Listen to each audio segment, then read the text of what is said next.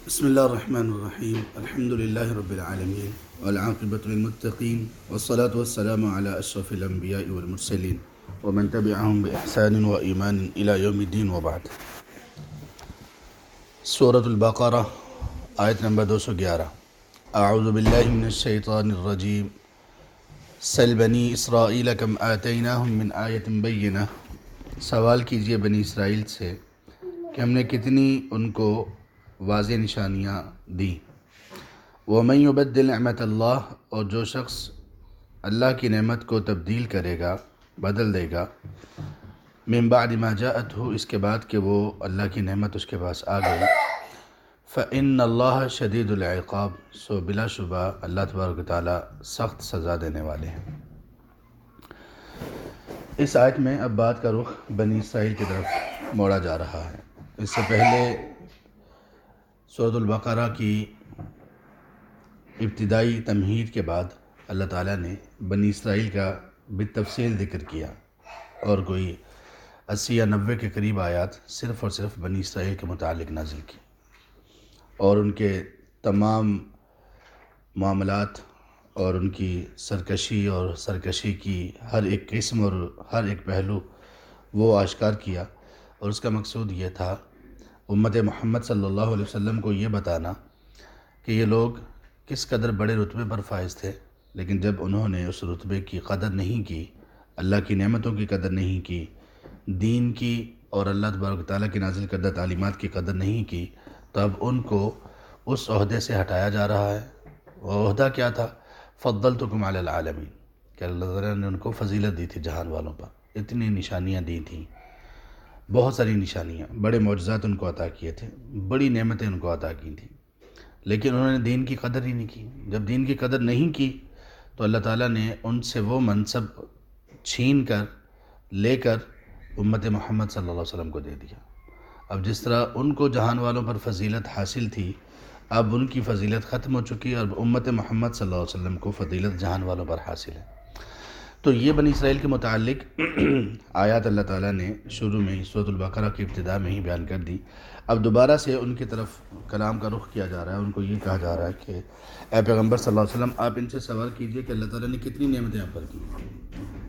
ایک جو سب سے بڑی نعمت ہے وہ یہ کہ اللہ تعالیٰ نے ان میں بہت سارے انبیاء بھیجے، اور یہ کتنی خوش نصیبی کی بات ہے کہ کسی قوم میں نبی آ جائے کہ وہ اس قوم کو آ کر یہ بتائے کہ آپ لوگ اللہ کی عبادت کیسے کر سکتے ہو، زندگی کے مقصد کو کیسے پا سکتے ہو. اور یہ بہت ہی سعادت کی بات ہے، اس لیے کہ کوئی جو نبی ہے وہ دراصل اللہ تبارک و تعالیٰ کی تعلیمات لوگوں تک پہنچاتا ہے، لوگوں کو یہ بتاتا ہے کہ آپ کے پروردگار، آپ کے خالق اور مالک آپ سے چاہتے کیا ہیں، آپ کو پیدا کیوں کیا گیا. یہ سب سے بڑی نعمت تھی. اس کے بعد اللہ تعالیٰ نے بنی اسرائیل کو فرعون سے نجات دی، پھر ان کو غلبہ دیا، پھر ان کو صحرائے سینا میں اتنے معجزات عطا کیے، من اور سلوہ عطا کیا. وہاں پر عمارت بلڈنگز نہیں تھیں، دھوپ سے بچنے کا کوئی اہتمام نہیں تھا، تو اللہ تعالیٰ نے ان کے لیے بادلوں کا سایہ کر دیا. اسی طرح پتھروں سے چشمے ان کے لیے جاری کر دیے. یعنی کتنی نعمتیں کی. پھر اللہ کہتے ہیں کہ وَمَن يُبَدِّلْ نِعْمَتَ اللَّهِ مِن بَعْدِ مَا جَاءَتْهُ، اللہ کی نعمت کے آ جانے کے بعد جو اس کو بدل دے گا تو اللہ سخت سزا دینے والے ہیں. بدلنے کا کیا مطلب ہے؟ بدلنے کا مطلب یہ ہے کہ جب انسان کو کوئی نعمت ملتی ہے اور اس نعمت کی وہ قدر نہیں کرتا، اور نعمت کی قدر کا مطلب یہ ہوتا ہے کہ نعمت کو اس طرح سے استعمال کیا جائے کہ اللہ تعالیٰ راضی ہو جائے. ہم جس نعمت کا شکر ادا کرنا چاہتے ہیں تو شکر ادا کرنے کا مطلب یہ نہیں ہوتا کہ یہ اللہ تعالیٰ شکر ہے. یہ تو ایک معمولی سی چیز، ایک معمولی سا قول ہے. شکر یہ نہیں ہے. آدمی کو پوچھے کہ آپ اللہ کی نعمتوں کا شکر ادا کرتے ہو، وہ کہے جی ہاں میں کرتا ہوں، میں صبح شام اللہ تعالیٰ کے سامنے بے شمار مرتبہ یہ دہراتا ہوں، یا اللہ تعالیٰ شکر ہے. نہیں، یہ شکر نہیں ہے. یہ تو اللہ تعالیٰ کی ایک تعریف اور ایک اللہ تبارک و تعالیٰ کی حمد آپ کہہ سکتے ہیں. شکر کہتے ہیں قدر کرنے کو. اللہ نے خود اپنا جو اپنی صفات میں سے ایک صفت یہ بھی ذکر کی، وَكَانَ اللَّهُ شَاكِرًا عَلِيمًا، سورۃ النساء 147 آیت میں. اللہ شاکر ہیں، شکر کرنے والے ہیں. اللہ شکر کرنے والے کیسے ہیں؟ اللہ قدر کرنے والے ہیں. اور اللہ کی قدر کیا ہے کہ انسان ایک نیکی کرتا ہے تو اللہ تعالیٰ اس کو کم از کم 10 گنا دیتا ہے. یہ اللہ کی قدر ہے. تو اسی طرح سے انسان اگر کسی نعمت کا شکر ادا کرنا چاہتا ہے تو اس کو یہ چاہیے کہ وہ اس نعمت کو اس طرح سے استعمال کرے کہ اللہ راضی ہو جائے۔ اگر انسان اس نعمت کا استعمال وہ نہیں کرے گا جس سے اللہ راضی ہوتے ہیں، یہ ناشکری ہے۔ بے شک زبان سے بندہ لاکھ دفعہ روزانہ شکر کرتا رہے۔ تو ان لوگوں نے اللہ کی نعمتوں کی قدر نہیں کی، ان لوگوں نے اللہ کی نعمتوں کی جب قدر نہیں کی تو اللہ تعالیٰ نے وہ نعمتیں واپس لے کر ان کو اس کے بدلے میں کیا دیا؟ سزا۔ کہاں من اور سلویٰ، کہاں بندر اور خنزیر، کہاں فضلتکم علی العالمین، اور کہاں یہ کہ قیامت تک تم رسوا رہو گے، ذلیل رہو گے، تم پر ایسے لوگ مسلط رہیں گے جنہوں میں عذاب چکھائیں گے۔ کتنا فرق ہے۔ تو اللہ کہتے ہیں ہم نے جب ان کے پاس نعمت آئی تو نعمت کو بدل دیا گیا۔ انہوں نے بدلا اس چیز سے کہ نعمت کی قدر نہیں کی۔ جب قدر نہیں کی، جو بندہ نعمت کی قدر نہیں کر رہا اس کا مطلب یہ ہے، اس کی باڈی لینگویج یہ ہے، وہ اصل میں زبان کے ساتھ نہیں اپنی حالت کے ساتھ یہ کہہ رہا ہوتا ہے کہ مجھے یہ نعمت نہیں چاہیے، مجھے کوئی اور اس سے بدل کر مجھے کوئی چیز چاہیے۔ تو یہ نعمت پھر یہ ہوتا ہے نعمت کا بدل جانا۔ تو اللہ تعالیٰ نے ان کو جو نعمتیں دی تھی اس کو بدل دیا، اور بدلنے کے بعد پھر ان کو جو حالت ان کی ہوئی، جو غضب، جو غصہ، غیر مغضوب علیہم ولا الضالین، یہ انہی لوگوں کے بارے میں کہا گیا، سورۃ الفاتحہ میں کہا گیا، ہمیں یہ بتانے کے لیے کہ دیکھو نعمتوں کی ناشکری کرو گے تو یہ قرار پاؤ گے۔ تو یہاں اللہ تعالیٰ نے اپنے رسول سے کہا کہ ان کو پوچھو کتنی نعمتیں عطا کی ہیں۔ یعنی ایک نعمت تو آپ کو یہ نبی کی صورت میں مل گئی، آخری نبی ہیں، اسی کی قدر کر لو، لیکن تم دیکھو کہ تم نے پہلے کتنی نعمتیں تمہیں اللہ تعالیٰ نے عطا کی اور تم نے ان نعمتوں کو بدل دیا، ان کی ناشکری کی، اور اس کے بدلے میں فإن اللہ شدید العقاب، اللہ کے سخت سزا کے مستحق بنے۔ زُيِّنَ لِلَّذِينَ كَفَرُوا الْحَيَاةُ الدُّنْيَا، مزین کر دی گئی ان لوگوں کے لیے جنہوں نے کفر کیا دنیا کی زندگی۔ اب بنی اسرائیل سے سوال کرنے کے بعد کفار کا عام ذکر ہے، وہ بنی اسرائیل کے کفار ہوں، وہ بنی اسرائیل کے کفار ہوں یا بنی اسرائیل کے علاوہ کوئی بھی کفار ہوں جنہوں نے اللہ تبارک و تعالیٰ کے احکامات کو تسلیم ہی نہیں کیا، ایمان قبول ہی نہیں کیا، رسالت کو مانا ہی نہیں، کسی بھی طرح سے وہ جب اسلام میں داخل نہیں ہوئے تو ان میں یہود و نصارہ بھی آ گئے، بنی اسرائیل بھی آ گئے، مشرکین مکہ بھی آ گئے، سب لوگ آ گئے۔ اب ان لوگوں کا بنیادی وصف کیا ہے؟ پہچانے کہاں سے جائیں گے یہ دنیا دار لوگ؟ یہاں سے پہچانے جائیں گے کہ ان لوگوں کے لیے، ان کفار کے لیے مزین کر دیا جاتا ہے دنیا کی زندگی کو۔ دنیا کی زندگی کو مزین کرنے کا مطلب یہ ہے کہ ان کو صرف اور صرف صبح اٹھنے سے لے کر رات سونے تک ایک ہی بات ہوتی ہے، دنیا کی زندگی، مال و دولت، کیسے اچھائی ہو، کیسے اس میں بہتری آئے، کیسے مال زیادہ ہو، کیسے رہائش اچھی ہو، کیسے دنیا کی باقی جو لگژریز ہیں وہ کیسے ہم حاصل کر سکتے ہیں، سہولتیں آسائشیں کیسے حاصل کر سکتے ہیں۔ جو بندہ اس حد تک ڈوب چکا ہو دنیا میں کہ اس کو اور کوئی بات ہی نہ ہو، اس کے سارے تعلقات اس ایک بنیاد پر ہوں، جس سے دوستی ہے، جس سے دشمنی ہے، اس کی بنیاد دنیا کی زندگی ہو، مال اور دولت۔ اس کا مطلب یہ ہوا کہ اس شخص کے دماغ میں، اس کے دل میں دنیا کی زندگی کو مزین کر دیا گیا، اور یہ بہت خطرناک علامت ہے۔ جس بندے کے دل میں دنیا کی زندگی کو مزین کر دیا گیا ہے، اس بندے کے دل میں ایمان کی حلاوت باقی نہیں رہتی، وہ کبھی بھی ایمان کو چکھ نہیں سکتا۔ اب جب دنیا کی زندگی ہی بندے کا مقصود ہو تو پھر اس سے آگے کس طرح کی حرکتیں سرزد ہوتی ہیں۔ اب یہ دیکھیں سبحان اللہ، یہ ساری ایک ایک بات اگر ہم دیکھیں اپنے معاشرے میں تو پائی جاتی ہے۔ اللہ نے پہلے کہا کہ کفار کے لیے دنیا کی زندگی کو خوبصورت بنا دیا گیا، وَيَسْخَرُونَ مِنَ الَّذِينَ آمَنُوا، اور وہ ایمان والوں کا مذاق اڑاتے ہیں۔ مذاق کس بات پر اڑاتے ہیں؟ یار آپ لوگوں کو دنیا کی وہ فکر ہی نہیں ہے، دین بھی رکھنا پڑتا ہے، دنیا بھی رکھنا پڑتی ہے، اور یہ عموماً تب کہا جاتا ہے جب دین کو بائی پاس کرنا ہوتا ہے، تو کہا جاتا نہیں دین بھی رکھنا پڑتا ہے جی، دنیا بھی رکھنا پڑتی ہے۔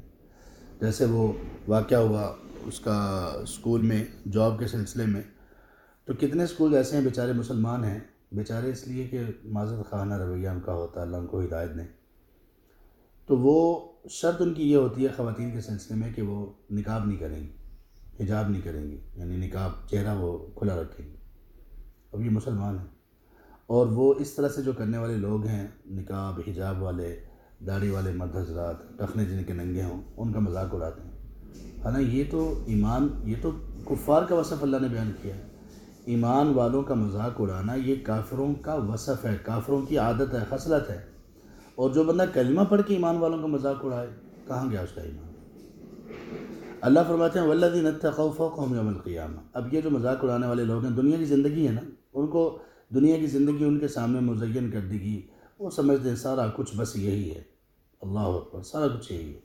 اور حیرت تب ہوتی ہے، تکلیف تب ہوتی ہے جب بڑے دیندار نظر آنے والے لوگ، نمازی روزے دار لوگ، وہ بھی اپنا اصل مقصود، بنیاد اور نصب العین دنیا کو بنا رہے ہوتے ہیں. بڑے اہم معاملات میں، شادی کا معاملہ ہو، رشتہ تلاش کرنے کا معاملہ ہو، کسی کے ساتھ رشتہ جوڑنے کا معاملہ ہو، کوئی اور اس طرح کا معاملہ ہو، تو ان کا ہدف اور ان کا مقصود دنیا ہوتی ہے، دین نہیں ہوتا. تو اللہ کہتے ہیں والذین اتقوا فوقہم یوم القیامہ، جو لوگ اس دنیا میں تقوی اختیار جنہوں نے کر لیا، قیامت کے دن وہ دوسرے جو کفار ہیں، جو مذاق اڑانے والے ہیں، جو دنیا کی زندگی جن کے لیے مزین کر دی گئی، یہ متقی لوگ قیامت کے دن ان سے اوپر ہوں گے، مرتبے میں، درجے میں، جنت میں بلند مقام پائیں گے. اور جبکہ دوسرے ان کے مقابلے میں کہاں ہوں گے؟ جہنم کی آگ میں جل رہے ہوں گے. اگر کفار ہوں گے، اگر مسلمان ہوں گے اور ان کے بھی ایسے جرم ہوئے تو اپنی سزا بھگتیں گے وہ بھی. اور اگر جنت میں داخل بھی ہو گئے تو درجات میں بہت نیچے ہوں گے. لیکن یہ لوگ جنہوں نے تقوی اختیار کیا، یہ کرنا ہے، یہ نہیں کرنا، اور زندگی پوری ایسے ہی گزاری جیسے اللہ تعالیٰ چاہتے تھے، اللہ تعالیٰ ان کو آخرت میں بلندیاں ہی دیں گے. اگر دنیا میں ان کو دنیاوی اعتبار سے بلندی نہ بھی ملی، دنیاوی اعتبار سے پریشانی میں رہے، تو اللہ تعالیٰ آخرت میں ان کو بہت بلندی دیں گے. واللہ یرزق من یشاء بغیر حساب. سبحان اللہ. دیکھیں اللہ تعالیٰ نے آیت کا اختتام کہاں پر کیا. ابتدا کہاں سے تھی کہ کفار کے لیے دنیا کی زندگی کو مزین کر دیا گیا، یعنی ان کو دنیا کی زندگی بڑی خوبصورت لگتی ہے. اختتام کہاں پر ہے؟ اللہ جس کو چاہتے ہیں بغیر حساب کے دیتے ہیں. کیا مطلب؟ کہ دنیا کے پیچھے لگے رہو گے تو نہیں ملے گا، دنیا بنانے والے کے پیچھے چلو گے تو ملے گا. دنیا کے پیچھے دوڑو گے، دنیا آپ کے آگے دوڑے گی. اگر اللہ جس نے اس دنیا کو پیدا کیا، بنایا، جو خالق اور رازق ہے، اس کے پیچھے دوڑو گے تو پھر اللہ تعالیٰ دنیا کو قدموں میں ڈال دیں گے. اور یہی بات اللہ تعالیٰ نے کہی سورۃ الذاریات میں، آیت نمبر 50 میں، فَفِرُّوا إِلَى اللَّهِ. اللہ کی طرف دوڑو، دنیا کے لیے نہ دوڑو، اللہ کی طرف دوڑو. ہاں، کمانا، کھانا پینا، روزگار کے سلسلے سب اپنی جگہ پر ہیں، لیکن آپ کی کیفیت، ہماری کیفیت یہ نہیں ہونی چاہیے کہ دوڑ اس کے پیچھے لگی ہوئی ہے. ایسی دوڑ جس کی وجہ سے بندہ اپنی آخرت کو بھول بیٹھا ہو، اللہ سے دور ہو گیا ہو، آخرت کے لیے کوئی انویسٹ ہی نہ کر رہا ہو، کوئی آخرت کے لیے کچھ جمع ہی نہ ہو پا رہا ہو، اور مقصود سارا یہ ہو. تو اللہ کہتے ہیں واللہ یرزق من یشاء. اللہ جس کو چاہتے ہیں دیتے ہیں.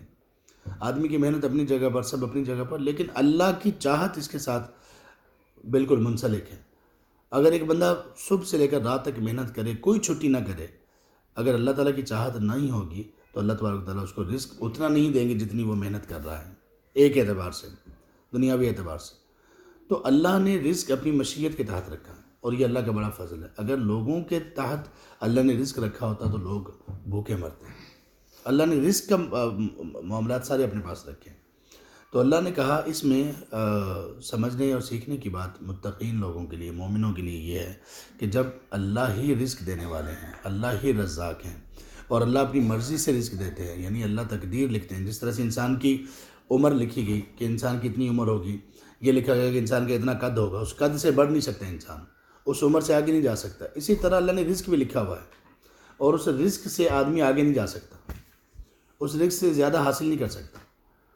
ہاں، طریقہ انسان نے خود اس کا طے کرنا ہے کہ کون سے طریقے سے میں کماؤں، لیکن اس رزق میں جتنا اللہ نے لکھ دیا اس سے تجاوز نہیں کر سکتا. اب یہ ساری باتیں ایمان سے سمجھ آئیں گی، ویسے نہیں سمجھ آئیں گی. تو اللہ تعالیٰ نے اس لیے رزق کو بندوں کی محنت کے ساتھ نہیں جوڑا، قرآن کریم میں اپنی مشیت اور اپنی ذات کے ساتھ جوڑا ہے. سورۃ ذاریات میں ایک جگہ پہ اللہ نے فرمایا وَفِي السَّمَاءِ رِزْقُكُمْ وَمَا تُوعَدُونَ. تمہارا رزق آسمانوں میں ہے. اب آسمانوں میں رزق کیسے ہے؟ آسمانوں میں اللہ تبارک تعالیٰ، وہ اللہ کی ذات ہے آسمانوں کے اوپر، آسمان عرش پر، اللہ کی طرف سے رزق ہے. یعنی ویسے تو زمین سے ہمیں سب کچھ ملتا ہے نا، کھیتی، اناج وغیرہ سب زمین سے ہم کھا رہے ہوتے ہیں، لیکن اللہ نے کہا نہیں، وَفِي السَّمَاءِ رِزْقُكُمْ. تمہارا رزق آسمانوں میں ہے، اللہ کے ہاتھ میں ہے تمہارا رزق. اللہ نے تمہارے رزق کو تقسیم کیا ہے، اللہ نے اس کی تقسیم کر رکھی ہے. تو اگر رزق چاہتے ہو تو رزق رزاق سے اپنا رابطہ منسلک کرو. دنیاوی اعتبار سے محنت اپنی جگہ پر کرو، لیکن جب رزاق سے رابطہ تمہارا پختہ نہیں ہوگا تو پھر تمہاری محنت کوئی زیادہ فائدہ نہیں تمہیں دے گی. اللہ تبارک و تعالی ہمیں ایمان کی دولت نصیب کریں، اور اللہ تعالی ہمیں ایمان پر استقامت نصیب کریں، اور اللہ تبارک و تعالی ہمارے تمام چیزوں کو، ہماری صلاحیتوں کو اور ہماری آسائشوں سہولتوں کو ہمارے ایمان میں کام آنے والی بنا دیں، اور اللہ تبارک و تعالی ہمیں دنیا اور آخرت میں متقین کا ساتھ نصیب کریں، آمین یا رب العالمین۔ سبحانک اللہم و بحمدک، اشہد ان لا الہ الا انت، استغفرک و اتوب الیک۔